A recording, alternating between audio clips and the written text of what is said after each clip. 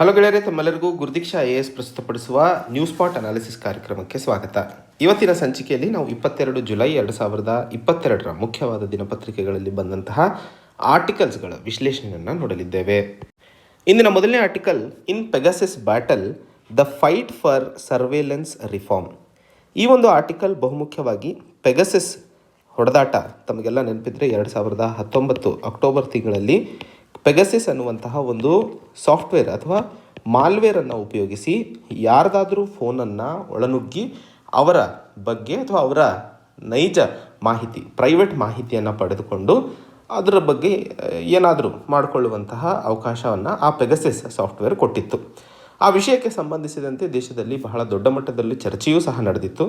ಅದರ ಅನುಗುಣವಾಗಿ ಯಾವ ರೀತಿಯಲ್ಲಿ ಸರ್ವೇಲೆನ್ಸ್ ಅಥವಾ ಒಬ್ಬ ವ್ಯಕ್ತಿಯನ್ನು ಹಿಂಬಾಲಿಸಿ ಅವರ ನೈತಿಕ ಅಥವಾ ಪ್ರೈವೇಟ್ ಮಾಹಿತಿಯನ್ನು ಪಡ್ಕೊಳ್ಳುವಂಥದ್ದು ಎಷ್ಟರ ಮಟ್ಟಿಗೆ ಸರಿ ಅನ್ನುವಂತಹ ವಿಷಯಕ್ಕೆ ಸಂಬಂಧಿಸಿದಂತಹ ಚರ್ಚೆ ಇವತ್ತಿನ ಈ ಒಂದು ಆರ್ಟಿಕಲಲ್ಲಿ ಮಾಡಲಿದ್ದೇವೆ.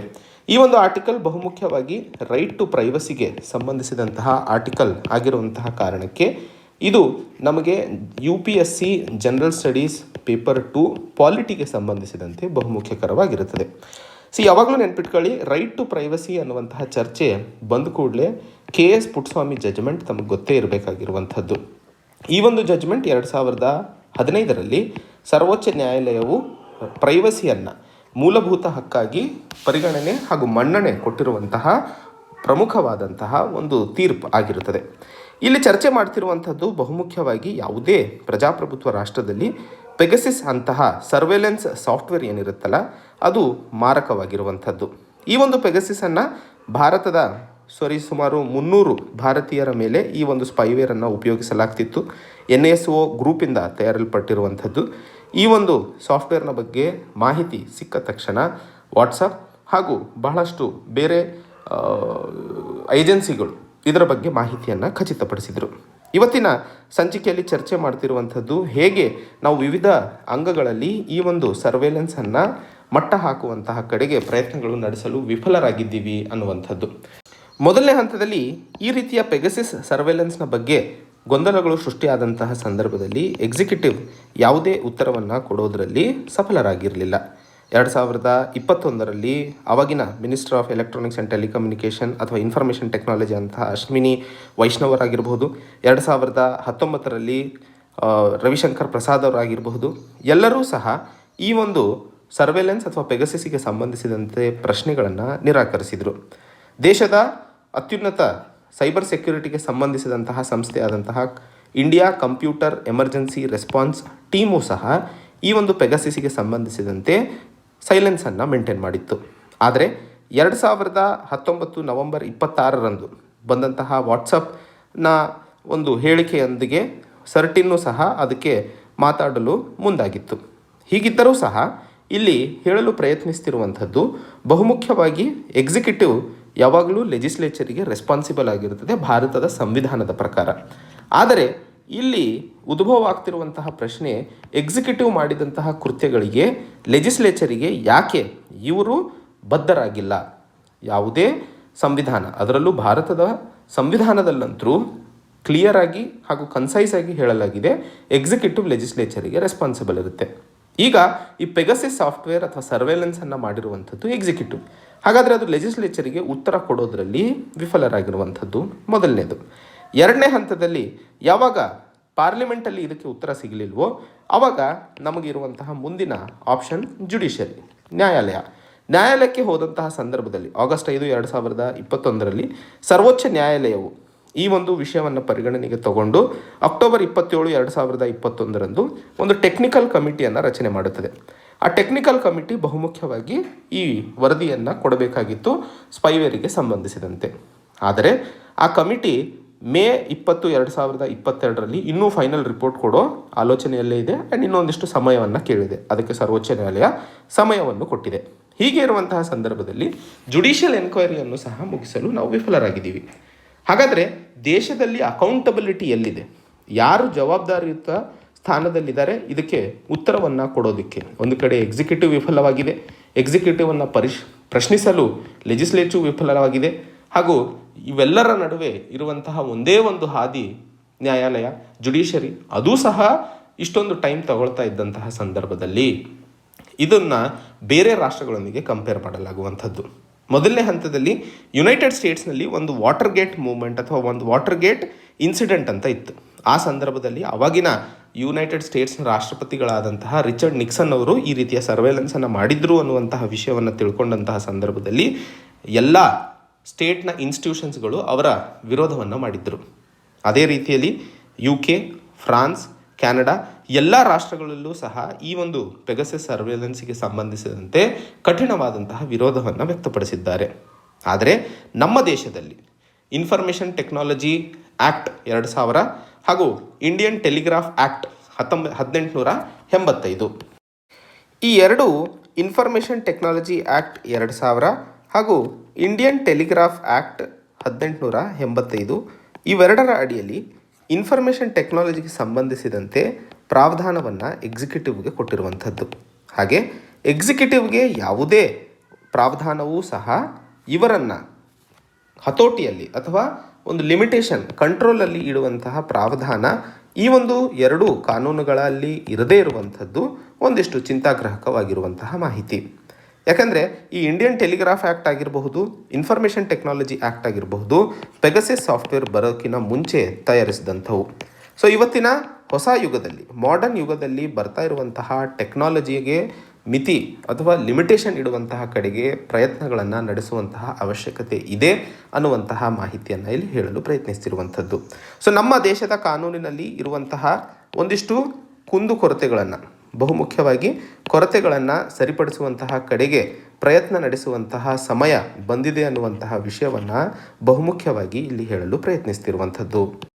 ಮುಂದಿನ ಒಂದು article A half hearted ban. ಈ ಒಂದು ಆರ್ಟಿಕಲನ್ನು ನಾವು ಇವತ್ತು ಚರ್ಚೆ ಮಾಡ್ತಿರುವಂಥದ್ದು ಬಹುಮುಖ್ಯವಾಗಿ ದೇಶದಲ್ಲಿ ಸಿಂಗಲ್ ಯೂಸ್ ಪ್ಲಾಸ್ಟಿಕ್ ಬ್ಯಾನನ್ನು ತರುವಂತಹ ಪ್ರಯತ್ನಗಳನ್ನು ಸರ್ಕಾರ ಮಾಡ್ತಾ ಇರುವಂಥದ್ದು. ಈ ಒಂದು ಆರ್ಟಿಕಲ್ ವಾತಾವರಣಕ್ಕೆ ಸಂಬಂಧಿಸಿದಂತಹ ಆರ್ಟಿಕಲ್ನ ಚರ್ಚೆ ಆಗಿರುವಂತಹ ಕಾರಣಕ್ಕೆ UPSC general studies paper 3 environment ಸೆಕ್ಷನ್ನಲ್ಲಿ ನಮಗೆ ಬಹುಮುಖ್ಯವಾಗಿ ಅನುಕೂಲವಾಗುವಂತಹ ಮಾಹಿತಿಯಾಗಿರುತ್ತದೆ. ಇಲ್ಲಿ ಈ ಒಂದು ಪ್ಲಾಸ್ಟಿಕ್ ಬ್ಯಾನಿಗೆ ಸಂಬಂಧಿಸಿದಂತೆ ಬಹಳಷ್ಟು ಹಿಂದಿನ ಸುದ್ದಿ ವಿಶ್ಲೇಷಣೆ ಮತ್ತು ನ್ಯೂಸ್ ಸ್ಪಾಟ್ ಅನಾಲಿಸಿಸ್ಗಳಲ್ಲಿ ನಾನು ಮಾತಾಡಿದ್ದೀನಿ. ಇಲ್ಲಿ ಲೇಖಕರು ಬಹುಮುಖ್ಯವಾಗಿ ಹೇಳ್ತಾ ಇರುವಂಥದ್ದು, ಸರ್ಕಾರ ಈ ಏನು ಸಿಂಗಲ್ ಯೂಸ್ ಪ್ಲಾಸ್ಟಿಕ್ ಬ್ಯಾನನ್ನು ತರುವಂತಹ ಪ್ರಯತ್ನಗಳನ್ನು ನಡೆಸ್ತಾ ಇದೆಯೋ, ಜುಲೈ 1, 2022 ಏನು ಇದು ಶುರುವಾಗಿದೆಯೋ ಇದು ಒಲ್ಲದ ಮನಸ್ಸಲ್ಲಿ ಮಾಡ್ತಾ ಇದೆ ಅನ್ನುವಂಥದ್ದು. ಯಾಕೆ ಹೀಗೆ ಹೇಳ್ತಾ ಇದ್ದಾರೆ ಲೇಖಕರು ಅನ್ನುವಂಥದ್ದನ್ನು ತಿಳ್ಕೊಳ್ಳೋದಕ್ಕಿಂತ ಮುನ್ನ ತಮಗೆಲ್ಲರಿಗೂ ಫಾಸ್ಟ್ ಮೂವಿಂಗ್ ಕನ್ಸ್ಯೂಮರ್ ಗೂಡ್ಸ್ ಮತ್ತು ನಾನ್ ಫಾಸ್ಟ್ ಮೂವಿಂಗ್ ಕನ್ಸ್ಯೂಮರ್ ಗೂಡ್ಸ್ಗಳ ಬಗ್ಗೆ ಒಂದಿಷ್ಟು ಗೊತ್ತಿರಬೇಕು. ಫಾಸ್ಟ್ ಮೂವಿಂಗ್ ಕನ್ಸ್ಯೂಮರ್ ಗೂಡ್ಸ್ಗಳಂದ್ರೆ ಏನು? ನಾವೆಲ್ಲ ಚಿಪ್ಸು, ಈ ಲೇಸು ಅಥವಾ ದೊಡ್ಡ ದೊಡ್ಡ ITC ಬ್ರ್ಯಾಂಡ್ನವು ಪ್ಯಾಕ್ ಆಗಿ ಬರುವಂಥದ್ದು ಏನು ಸ್ನ್ಯಾಕ್ಸ್ ಇರ್ತಾವಲ್ಲ, ಅವು ಸಹ ಸಿಂಗಲ್ ಯೂಸ್ ಪ್ಲಾಸ್ಟಿಕ್ಕೆ. ಬಟ್ ಹೆಚ್ಚಿನ ಗ್ರಾಹಕರು ಅದನ್ನು ಉಪಯೋಗಿಸ್ತಾರೆ. ಅದನ್ನೇ ನಾವು ಫಾಸ್ಟ್ ಮೂವಿಂಗ್ ಕನ್ಸ್ಯೂಮರ್ ಗೂಡ್ಸ್ ಅಂತ ಕರಿತೀವಿ. ಈಗ ತಟ್ಟೆ, ಈ ಕಿವಿಯಲ್ಲಿ ಇಯರ್ಬಡ್ಡು ಅಥವಾ ಸಣ್ಣ ಸಣ್ಣ MSMEಗಳು ಉಪಯೋಗಿಸುವಂತಹ ಸಿಂಗಲ್ ಯೂಸ್ ಪ್ಲಾಸ್ಟಿಕ್ಸ್ ಏನಿರ್ತಾವಲ್ಲ, ಅದನ್ನು ನಾನ್ ಫಾಸ್ಟ್ ಮೂವಿಂಗ್ ಕನ್ಸ್ಯೂಮರ್ ಗೂಡ್ಸ್ ಅಂತ ಕರಿತೀವಿ. ದೇಶದಲ್ಲಿ ಈ ಫಾಸ್ಟ್ ಮೂವಿಂಗ್ ಕನ್ಸ್ಯೂಮರ್ ಗೂಡ್ಸ್ಗಳ ಮಾರುಕಟ್ಟೆಯನ್ನು ನೋಡಿದಾಗ 90,000 ಕೋಟಿ ರೂಪಾಯಿಗಳ ವ್ಯವಹಾರವನ್ನು ಮಾಡ್ತಾ ಇದ್ದಾವೆ. ಆದರೆ ಅದೇ ಒಂದು ಆರ್ಥಿಕ ಮಟ್ಟದಲ್ಲಿ ನಾನ್ FMCG ನೋಡಿದಾಗ ಇದಕ್ಕಿಂತ ಕಮ್ಮಿನೇ ಇರುತ್ತೆ ಆಬ್ವಿಯಸ್ಲಿ. ಈಗ ಇಲ್ಲಿ ಸರ್ಕಾರ ಏನು ಮಾಡಿದೆ, ಈ ಸಿಂಗಲ್ ಯೂಸ್ ಪ್ಲಾಸ್ಟಿಕ್ಕಿಗೆ ಸಂಬಂಧಿಸಿದಂತೆ ಏನು ಗೈಡ್ಲೈನ್ಸನ್ನು ತಂದಿದೆಯೋ, ಪ್ಲಾಸ್ಟಿಕ್ ವೇಸ್ಟ್ ಮ್ಯಾನೇಜ್ಮೆಂಟ್ ರೂಲ್ಸ್ 2021 ಅಡಿಯಲ್ಲಿ ಬಹುಮುಖ್ಯವಾಗಿ ಸಿಂಗಲ್ ಯೂಸ್ ಪ್ಲಾಸ್ಟಿಕ್ಕನ್ನು ತಡೆ ಹಿಡಿಯುವಂತಹ ಪ್ರಾವಧಾನವಿದೆ. ಆದರೆ ಅದರಲ್ಲಿ ಈ FMCG ಕಂಪನಿಗಳಿಗೆ ಎಕ್ಸ್ಟೆಂಡೆಡ್ ಪ್ರೊಡ್ಯೂಸರ್ ರೆಸ್ಪಾನ್ಸಿಬಿಲಿಟಿಗೆ ಸಂಬಂಧಿಸಿದಂತೆ ಒಂದಿಷ್ಟು ಫೀಯನ್ನು ಕಟ್ಟಿ ಅವರಿಗೆ ಈ ಒಂದು ರೂಲ್ಸಿಂದ ಮುಕ್ತಿಯನ್ನು ಕೊಡಲಾಗಿದೆ. ಹಾಗಾದರೆ ದೇಶದಲ್ಲಿ ಅತಿ ಹೆಚ್ಚು ನಡೀತಾ ಇರುವಂತಹ ಸಿಂಗಲ್ ಯೂಸ್ ಪ್ಲಾಸ್ಟಿಕ್ ಬಳಕೆ FMCG ಕಂಪನಿಗಳಲ್ಲಿ ನಡೀತಾ ಇರುವಂಥದ್ದು. ಆದರೆ ನಿರ್ಬಂಧನೆ ಏನೋ ಈ MSME ಕಂಪನಿಗಳ ಮೇಲೆ ಹೆಚ್ಚಿನ ಒಂದು ಒತ್ತಡವನ್ನು ಹಾಕ್ತಾ ಇರುವಂಥದ್ದು. ಹಾಗಾದರೆ ಸರ್ಕಾರ ಏನಾದರೂ ನಿಜವಾಗಿಯೂ ದೇಶದಲ್ಲಿ ಸಿಂಗಲ್ ಯೂಸ್ ಪ್ಲಾಸ್ಟಿಕ್ಕನ್ನು ತೆಗೆಯುವಂತಹ ಮೂಲ ಉದ್ದೇಶವನ್ನು ಇಟ್ಕೊಂಡಂತಹ ಸಂದರ್ಭದಲ್ಲಿ ಈ ಫಾಸ್ಟ್ ಮೂವಿಂಗ್ ಕನ್ಸ್ಯೂಮರ್ ಗೂಡ್ಸ್ ಕಂಪನಿಗಳ ಮೇಲೆ ಹೆಚ್ಚಿನ ಒತ್ತಡವನ್ನು ಹಾಕುವ ಅವಶ್ಯಕತೆ ಇತ್ತೇ ಹೊರತು ಈ MSMEಗಳ ಮೇಲೆ ಅಲ್ಲ. ಇನ್ನೊಂದು ಕಡೆ ಈ ಸಿಂಗಲ್ ಯೂಸ್ ಪ್ಲಾಸ್ಟಿಕ್ನೇನೋ ಬ್ಯಾನ್ ಮಾಡಿದಂತಹ ಸಂದರ್ಭದಲ್ಲಿ MSMEಗಳು ಬಹುಮುಖ್ಯವಾಗಿ ಹೊಡೆತ ತಿಂತಿದ್ದಾವೆ.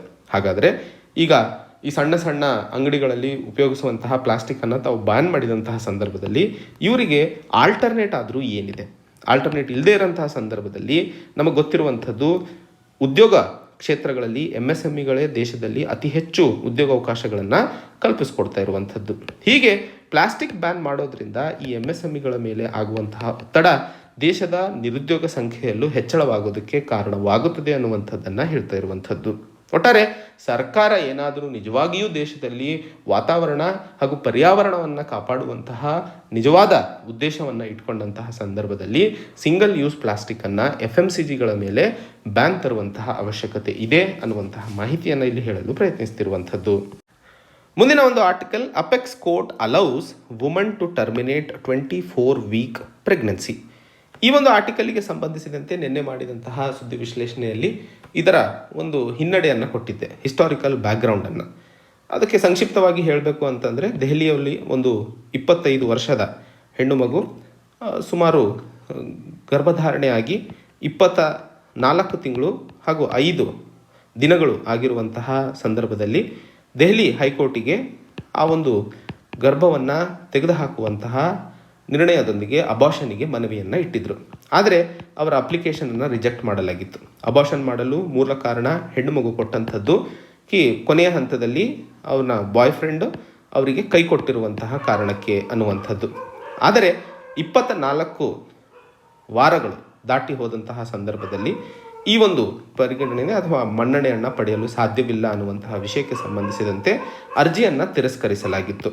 ಆ ಒಂದು ತಿರಸ್ಕರಿಸಿದಂತಹ ಅರ್ಜಿಗೆ ವಿರುದ್ಧವಾಗಿ ಅಥವಾ ಅಪೀಲ್ ಹಾಕುತ್ತಾ ಸರ್ವೋಚ್ಚ ನ್ಯಾಯಾಲಯಕ್ಕೆ ಮೊರೆ ಹೋಗಿದ್ದರು. ಈಗ ಸರ್ವೋಚ್ಚ ನ್ಯಾಯಾಲಯವು ಅದಕ್ಕೆ ತೀರ್ಪನ್ನು ಕೊಟ್ಟಿರುವಂತಹ ಸಂದರ್ಭದಲ್ಲಿ ಈ ಒಂದು ಆರ್ಟಿಕಲನ್ನು ನೋಡ್ತಾ ಇರುವಂಥದ್ದು. ಈ ಒಂದು ಆರ್ಟಿಕಲ್ನ ವಿಶ್ಲೇಷಣೆ ಬಹುಮುಖ್ಯವಾಗಿ ವುಮನ್ನಿಗೆ ಸಂಬಂಧಿಸಿದಂತಹ ಆರ್ಟಿಕಲ್ ಆಗಿರೋದ್ರಿಂದ ನಮಗೆ UPSC general studies paper 2 social ಜಸ್ಟಿಸ್ನಲ್ಲಿ ಬಹುಮುಖ್ಯಕರವಾಗಿ ಅನುಕೂಲವಾಗುವಂತಹ ಆರ್ಟಿಕಲ್ ಇದಾಗಿರುತ್ತದೆ. ಸೊ ಇಲ್ಲಿ ಮೊದಲನೇ ಹಂತದಲ್ಲಿ ತಮಗೆಲ್ಲ ಗೊತ್ತೇ ಇರೋ ಹಾಗೆ ದೇಶದಲ್ಲಿ medical termination of pregnancies act 1971, medical termination of pregnancy rules 2003, ಇದಕ್ಕೆ ಸಂಬಂಧಿಸಿದಂತೆ ಸಮಗ್ರ ಚರ್ಚೆಯನ್ನು ನಿನ್ನೆ ಮಾಡಿದ್ದೀನಿ. ಅದನ್ನು ಒಂದ್ಸರಿ ನೋಡಿ ತಮಗೆ ಗೊತ್ತಾಗದೇ ಇದ್ದಂತಹ ಸಂದರ್ಭದಲ್ಲಿ ಇವತ್ತು ಸರ್ವೋಚ್ಚ ನ್ಯಾಯಾಲಯ ಹೇಳ್ತಾ ಇರುವಂಥದ್ದು, ಈ 2 ಕಾನೂನುಗಳ ಅಡಿಯಲ್ಲಿ ಇಲ್ಲದೇ ಇರುವಂತಹ ಪ್ರಾವಧಾನ, ಇವತ್ತು ಮದುವೆ ಆಗದೇ ಇರುವಂತಹ ಹೆಣ್ಣು ಮಕ್ಕಳಿಗೆ ಏನು ಅಬಾರ್ಷನ್ಗೆ ಪ್ರಾವಧಾನವನ್ನು ಇಲ್ಲಿ ಸೂಚಿಸಿಲ್ಲ ಅನ್ನುವಂತಹ ಮಾತನ್ನು ದೆಹಲಿ ಹೈಕೋರ್ಟ್ ಹೇಳಿದೆಯೋ ಅದರ ಅನುಗುಣವಾಗಿ ನೋಡಿದಂತಹ ಸಂದರ್ಭದಲ್ಲಿ ಸರ್ವೋಚ್ಚ ನ್ಯಾಯಾಲಯ ಸೆಕ್ಷನ್ 3 ಸಬ್ ಕ್ಲಾಸ್ 2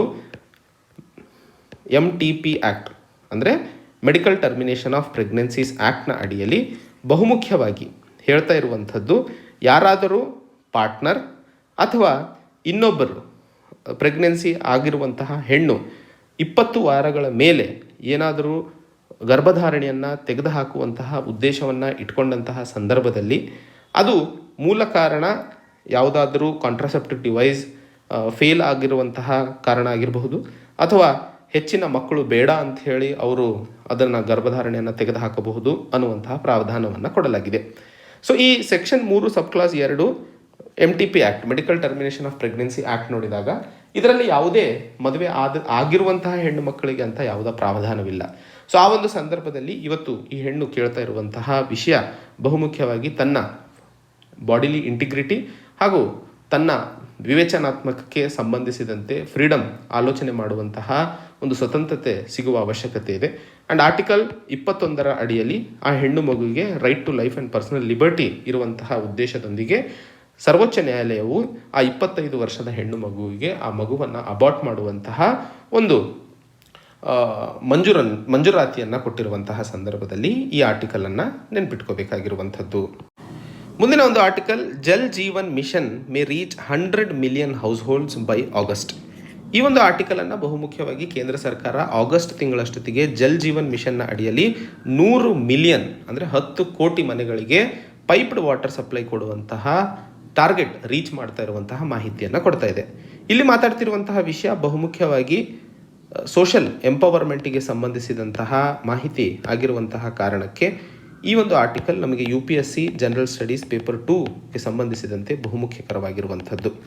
ಮೊದಲನೇ ಹಂತದಲ್ಲಿ ಈ ಒಂದು ಕಾರ್ಯಕ್ರಮವನ್ನು ಭಾರತ ಸರ್ಕಾರ 2019ರಲ್ಲಿ ಶುರು ಮಾಡಿತ್ತು.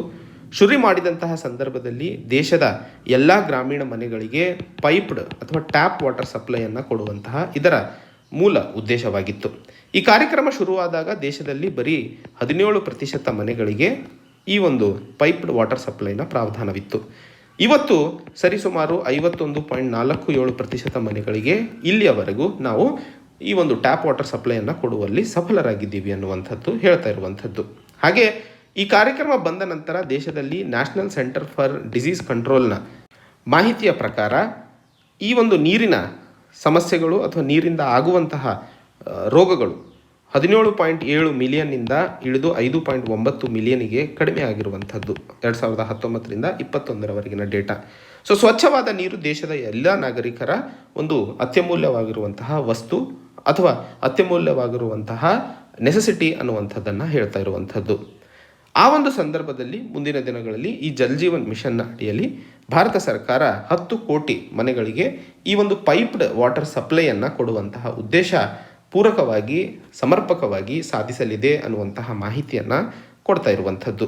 ಈ ಒಂದು ಜಲ್ ಜೀವನ್ ಮಿಷನ್ನ ಅಡಿಯಲ್ಲಿ ದೇಶದ ಪ್ರತಿಯೊಬ್ಬ ಗ್ರಾಮೀಣ ಮನೆಯಲ್ಲೂ 2024ರಷ್ಟೊತ್ತಿಗೆ ಈ ಟ್ಯಾಪ್ಡ್ ವಾಟರ್ ಸಪ್ಲೈಯನ್ನು ಸಮರ್ಪಕವಾಗಿ ಸಾಧಿಸಲಿದೆ ಅನ್ನುವಂಥದ್ದು ಸರ್ಕಾರದ ಉದ್ದೇಶವಾಗಿರುತ್ತೆ. ನೆನ್ಪಿಟ್ಕೊಳ್ಳಿ, ಜಲ್ ಜೀವನ್ ಮಿಷನ್ ಅಂದರೆ ಏನು? 2019ರಲ್ಲಿ ಈ ಕಾರ್ಯಕ್ರಮ ಶುರುವಾಗಿತ್ತು.